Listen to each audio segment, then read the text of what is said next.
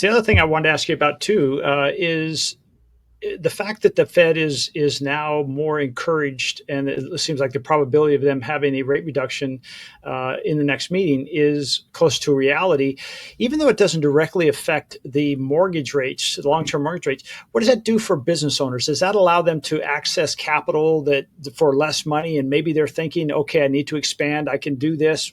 Does that help, overall for the economy? Oh, absolutely. Of course, think about, again, we talk about HELOCs are tied to the prime rate.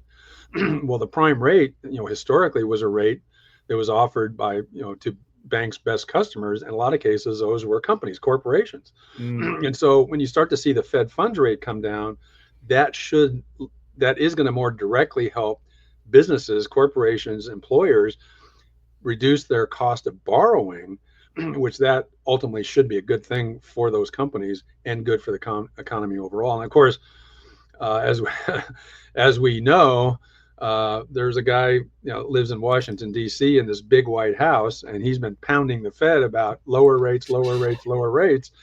And not that he's really got the expertise to decide when that's supposed to happen, but hey, let's root for him to be successful, because we do want to see the Fed funds rate go down, because eventually it will help the mortgage component as well.